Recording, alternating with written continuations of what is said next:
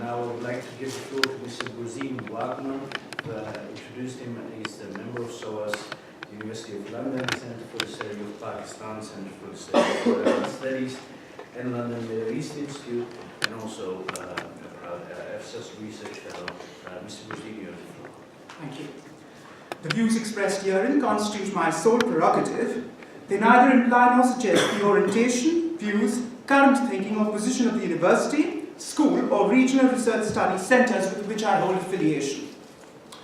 7 decades on, following partition and its immediate aftermath, the first Indo-Pakistani War of October 47 to December 48 over the Kashmir flashpoint makes for a sound start to present about the lands known today as Gilgit Baltistan, that semi-autonomous, fragmentary, far-flung outlier of the former kingdom of Jammu and Kashmir, which came into existence with territorial capitulation on the part of the Sikhs and diplomatic creativity of we British in March 1846.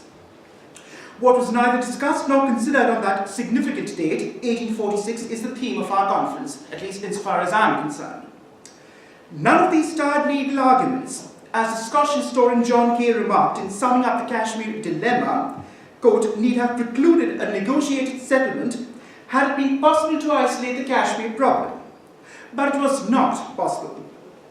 Like a fuse box, Kashmir was soon discovered to lie at a point where the delicate internal wiring of two new complex polities met a high number of high-voltage external polarities. Close quote. It is the Chinese switch in this political grid that I just put before your consideration today. For its implications are several, not just regionally, given the China-Pakistan Economic Corridor, or CPEC, designated by that American analyst of Pakistan Studies, Christine Fair, as Colonizing Pakistan to Enrich China. But also internationally, as I will point out in Brussels, the nerve center of a very indecisive Europe. I retain every intention of offering sober if unpleasant listening to those committed to the European project. But some historical coordinates plotted on the Sino-Pak corridor to nowhere might hopefully lead us somewhere. Pakistan, for one thing, might heed what its former imperial custodian, Great Britain, ominously noted when Colonel W.F. Pridder, its Kashmir resident, declared in a letter, August 12, 1891, to the Secretary, Foreign Department of the Government of India.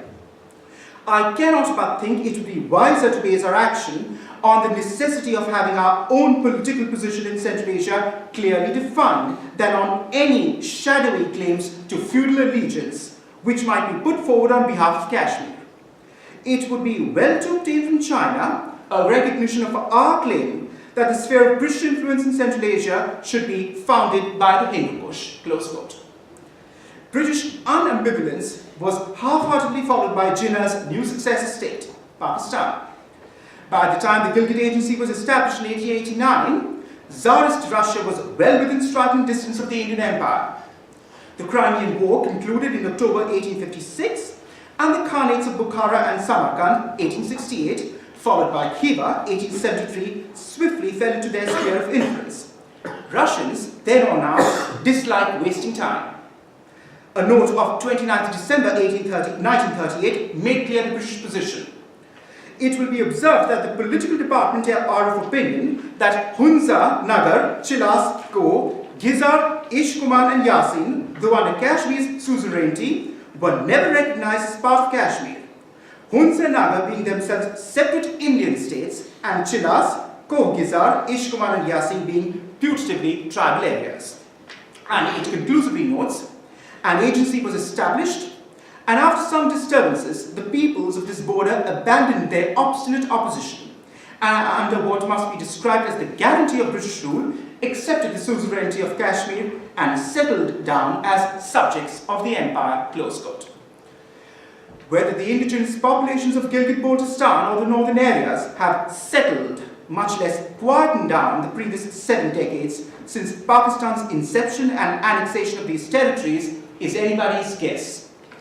Not that Pakistan remains unaware of these ambiguous subjects with mixed feelings of belonging to the house that Jinnah built, a Muslim Zion with frenzied determination during his ailing final years on whiskey, willpower and cigarettes.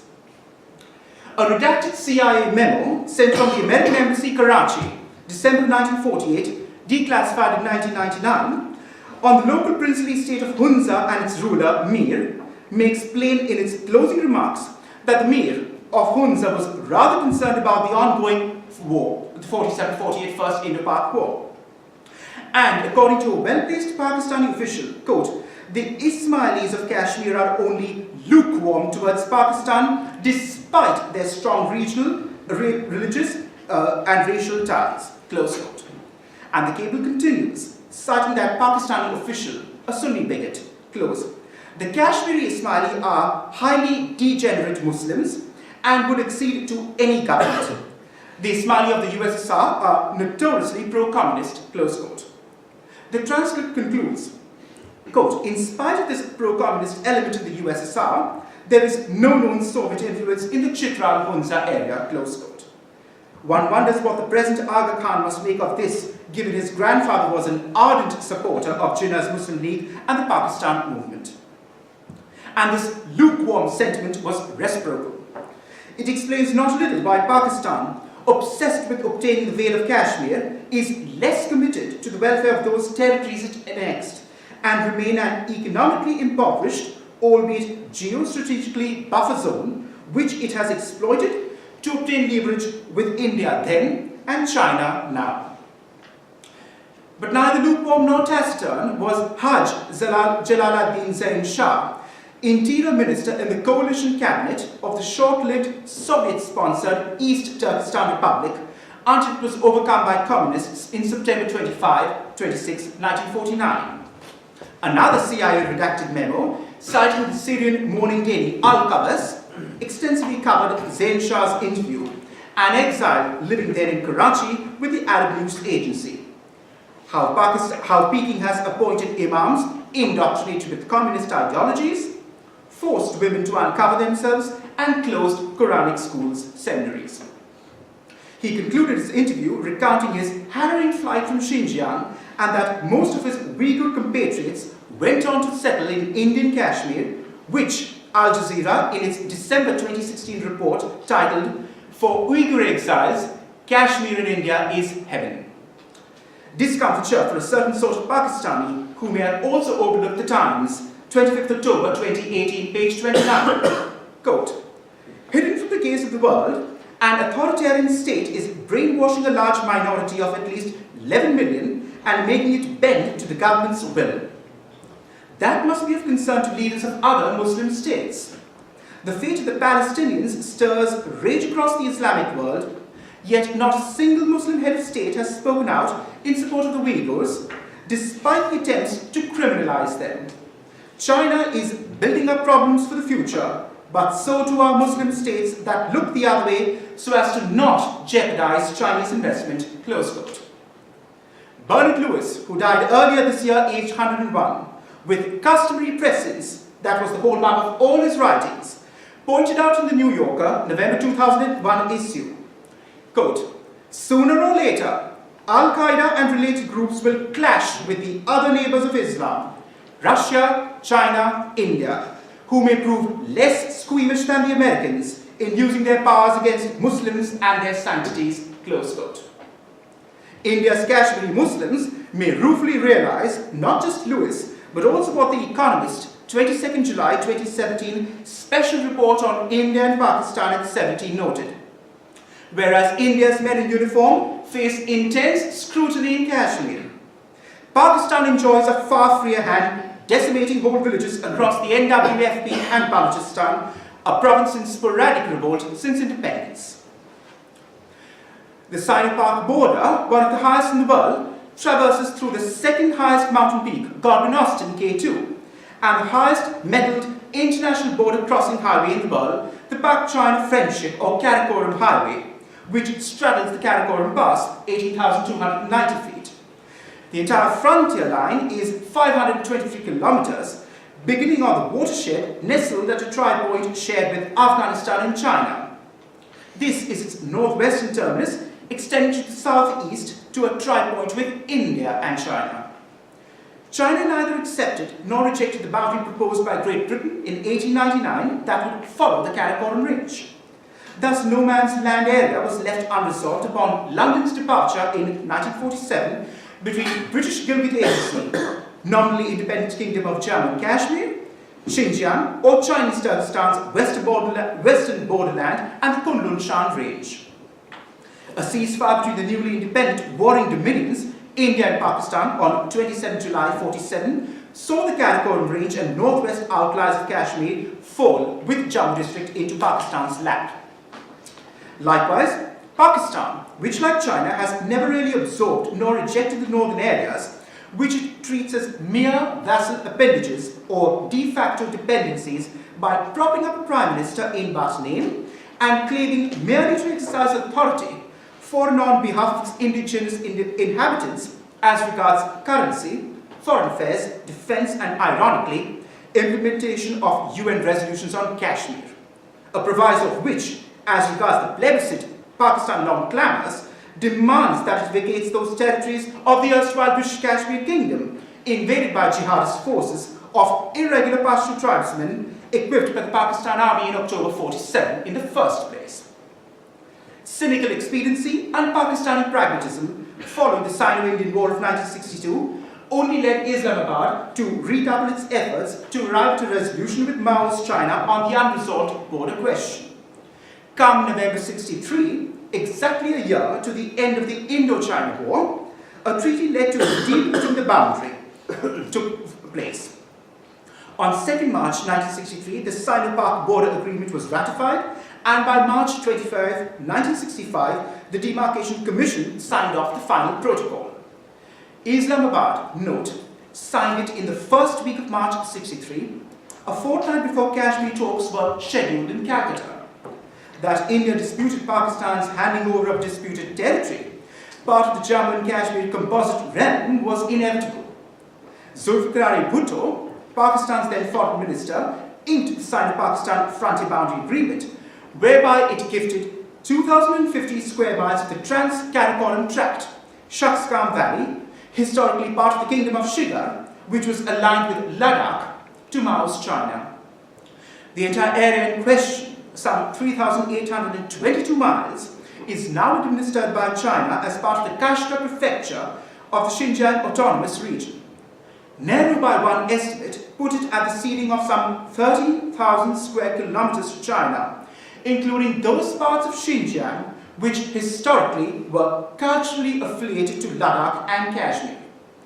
Nobody questions why or how Pakistan did this, even as it goes about hosting Kashmir Solidarity Day annually and universally on the 5th of February. Pakistan officialdom shared then the, quote, lukewarm ambivalence of the Mir of Hunza and his inhabitants, as I pointed out earlier.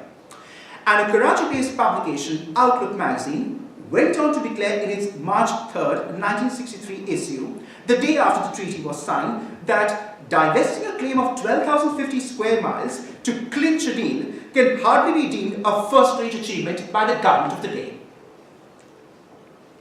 The US State Department, taking its cue, however, from the Dawn editorial, went on to describe this agreement as a, quote, eloquent testimony to the reasonableness of the Chinese government, close quote.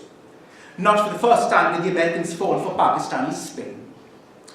Beijing, in fact, has done what Pakistanis were being economical about, namely exchange 750 square miles of salt mines in the Darban Darwaz pork pocket and grazing grounds for blue sheep in the Oprang Valley, while claiming that Pakistan gave nothing when reality dictates otherwise. So Pakistan has, as the late Lawrence Ziring of Columbia University pointed out, no qualms because, quote, Islamization reified what the Civil War of 1971 had unleashed earlier, namely, that Pakistan's soldiers were duty-bound to save their religion, even if in the process it meant yielding Muslim soil, close quote. And this occurred, note, well before 1971, when the separation of East Pakistan, correction, liberation of Bangladesh, was not even conceived. The Karakoram Highway, whose construction jointly began between the Frontier Works Organization and the People's Liberation Army, and lasted from 1966 to 1978. In August 82, it was opened for official trade and travel, and fully open to the general public and tourists from May 1986, and runs some 681 kilometers between Kashmir and Gilgit. The KKH has been touted following the formalization of the CPEC agreement as part of a 900-kilometer road stretch from Gwadar, southwest Baltistan, to Pirali, the Chinese customs point crossing lying on the other side of the Punjab Pass along the KKH. Gwadar, opened since 2007, lies underutilized, no thanks to a low-level insurgency in Pakistan's largest, least populated and most impoverished province, Balochistan. The situation is not exactly dissimilar here in the northern areas, Gilgit Baltistan. The entire country is racked by instability of one sort or another. Both ends of the CPEC corridor are on slow burn mode. The northern areas, Gilgit Baltistan and Balochistan, where Pakistan begins and ends, which constitute also the termini of the CPEC.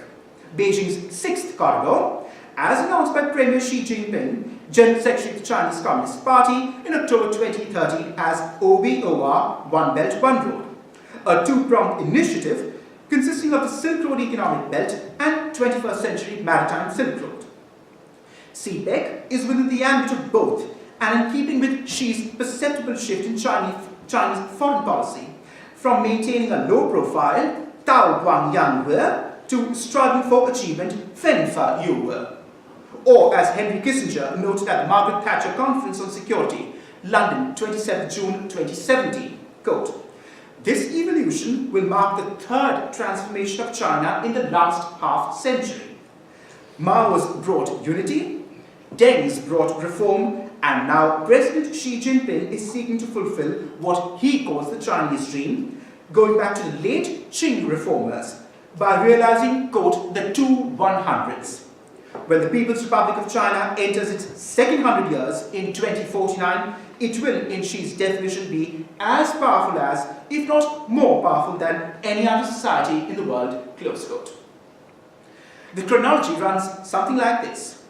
Premier Li Keqiang first broached an economic corridor to President Zardari in 2013. Enter Nawaz Sharif, who alongside President Mahmoud Hussain made several junkets to take it further from the drawing board through 2014. It was formally proclaimed in November 2014 as a 46 billion plan covering energy and infrastructure projects across Pakistan, for which, in September 2016, it announced a 51.6 billion loan.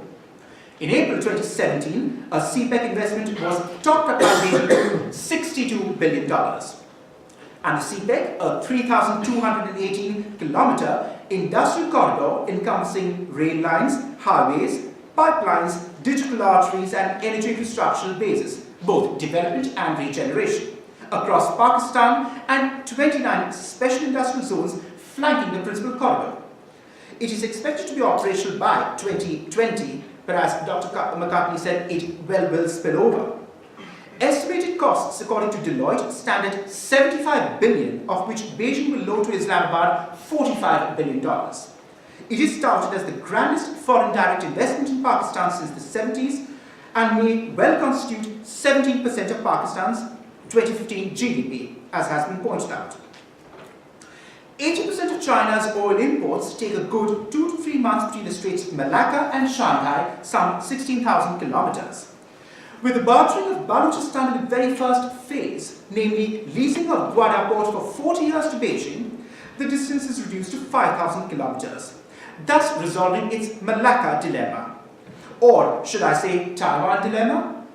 Dr. Angela Stanzel's study prepared for the European Council on Foreign Relations, ECFR, describes how one retired Pakistani general told her in an interview that the Chinese can do pretty much anything they want. She repeats his words verbatim, quote, "If the Chinese want to use Gwadar for military activities in the Indian Ocean or to attack Taiwan, they can do so," close quote. But let us leave the Arabian Sea shore for the roof of the world. Gilgit Baltistan's arable land stands at just 1% of its 72,971 square kilometers. Its population per the 1998 census is 1.9 million. Just where will the Hunza, Burusho, and other settled indigenous populations go when outside investors come in to parcel out this hilly province whose alpine ecosystem will be exposed to immense industrial upheavals and pollutants as never before in its history. The Pak-China Friendship or Karakoram Highway, which begins here before winding down to Hassan Abdal and Islamabad, is anything but suitable, geologically or ecologically, for high-density lorry traffic, fiber optic cable installations or rail lines. The 820-kilometer Rawalpindi-Khunjarab fiber optic cable project will, in the main, run through Gilgit Baltistan for some 466.54 kilometers. Beijing has long sought to bypass the Western intelligence snooping on its communications, and this, in reality, is the raison d'etre of this initiative, which otherwise compels it to traverse through the Mediterranean and Europe. For instance, the removal of the Bhasha Dam, 165 kilometers downstream on the Indus from Gilgit town, capital of the namesake region, inaugurated 5 times in the past 15 years and still incomplete by Pakistan's JCC, Joint Cooperation Committee, the apex decision-making body handling CPEC, which on November 14, 2017 now merits mention. Its estimated cost stands at 14 billion and is expected to submerge 100 kilometers of the Karakoram Highway, as well as villages and farms, dislocating 35,000 inhabitants. Pakistan obviously did not receive a no-objection certificate for constructing it in what remains disputed territory. But the World Bank, Asian Development Bank and China to date refused to fund it. That is, until Beijing decided to appropriate it in the CPEC initiative. And I mean appropriate literally, ladies and gentlemen, for it demanded Pakistan divest complete ownership, operation and maintenance cost by pledging a second operational dam, according to Water and Power Development Authority Chairman Muzammil Hussain. A security notice released online at the Chinese Embassy's Islamabad website, December 11, 2017, to exercise caution due to a credible threat to Chinese citizens and organizations who may well become victims of this, quote, all-weather friendship wanted by Pakistan, which the Chinese but acknowledge correctly and cordially, but, in a word, cautiously. Pakistani militants do find common cause with disgruntled fellow Sunni Uyghur militants who have found a comfortable homestead through the Pakistani deep state, which runs motley jihadist groups up and down the country. Pakistan is not averse to handing over such troublemakers to Beijing when sought. That porous border Zulfikar Ali Bhutto inked in March 1963 has turned into a headache for the Chinese Politburo, who have privately questioned not just Islamabad's ability, but also sincerity in halting the ready supply of militants and arsenal into restive Xinjiang. Beijing's Sunni Uyghur citizens, aged between 12 and 65, according to Human Rights Watch, and reported in the Times, London, 14 December 2017, are registered on a national biometric database including eye scans, DNA samples, and fingerprints. Some 19 million residents of Xinjiang's total 22 have had their body data collected in 2017 alone, which led Sophie Richardson, China Director of Human Rights Watch, to comment that this scheme going by the name Physicals for All should be rephrased, quote, privacy violations for all. Not to mention the ban on beards, giving children Islamic names, as well as removing unauthorized halal logos from restaurants across the provincial capital, Urumqi. Tim Willesey-Wilsey, a former senior diplomat at our Foreign Office and now at King's College London, summarized in the Cipher Brief, a leading digital online-based conversation platform. Quote, the debate is not helped by the lack of clarity about CPEC and China's wider Belt and Road Initiative, which can be viewed as an incoherent set of bilateral agreements comprising disparate projects with a diverse set of countries from the Central Asian republics to the Balkans. Alternatively, BRI, Belt and Road Initiative, can be seen as a masterly strategic move to buy the loyalty of countries between China and Europe with apparently unthreatening commercial contracts that can be leveraged for future military benefit.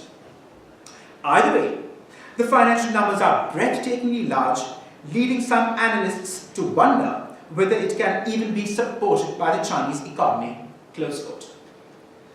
Attacking the West for its iniquities remains the default position, as I've highlighted earlier. and the stunning silence of the liberal left on China was brought home to light at the recent Munich Security Conference of February 2018. Edward Lucas, former foreign correspondent of The Economist, summed up with devastating accuracy about that city, a byword for last century's appeasement, that, quote, the most miserable people in Munich will be the left-wing renter mob who gather at a safe distance to decry NATO, globalization, free trade, imperialism, and other forms of wickedness they believe the conference exemplifies. Close quote. China embraces some Western rules, but also seems to be drafting a parallel system of its own with the Belt and Road Initiative, which promises to invest over 1 trillion in markets abroad, ultimately dwarfing a Marshall Plan. And this is partly a scheme to develop China's troubled West, but it also creates a Chinese-funded web of influence that includes pretty much any country willing to sign up. The initiative asks countries to accept Chinese-based dispute resolution.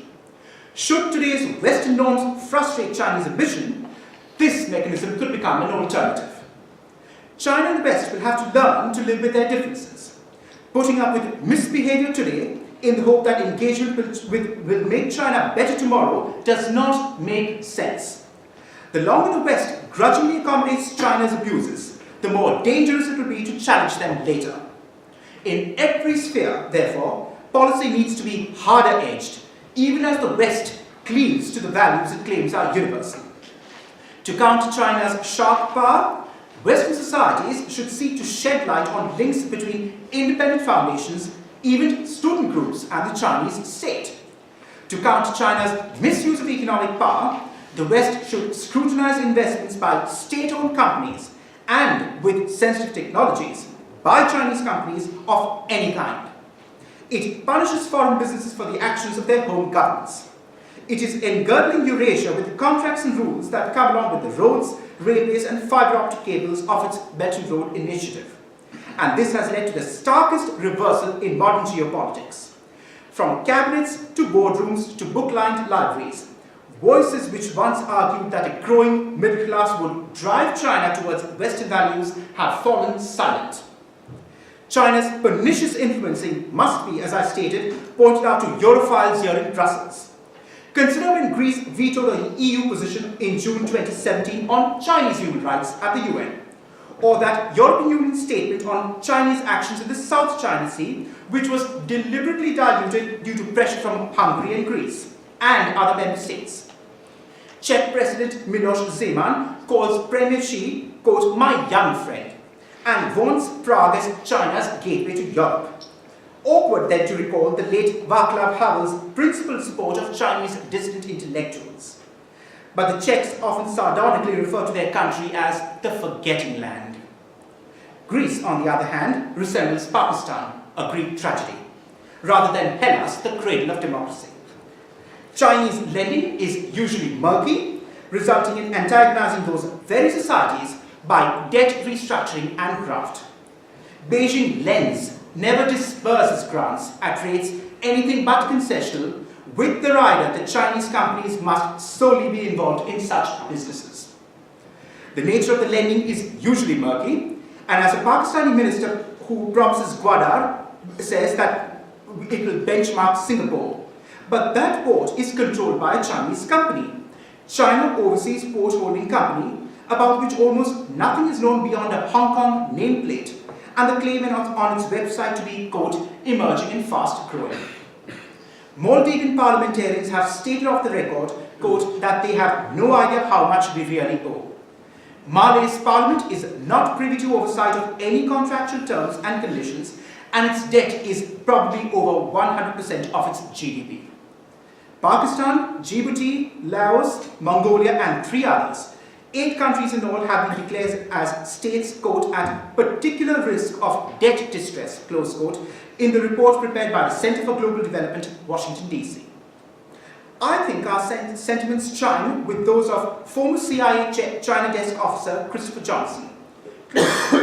Quote, China intends to socialize us rather than become more like us. The debate in the West has taken on a harder edge, and people are asking whether 40 years of engagement might have been a sham, close quote.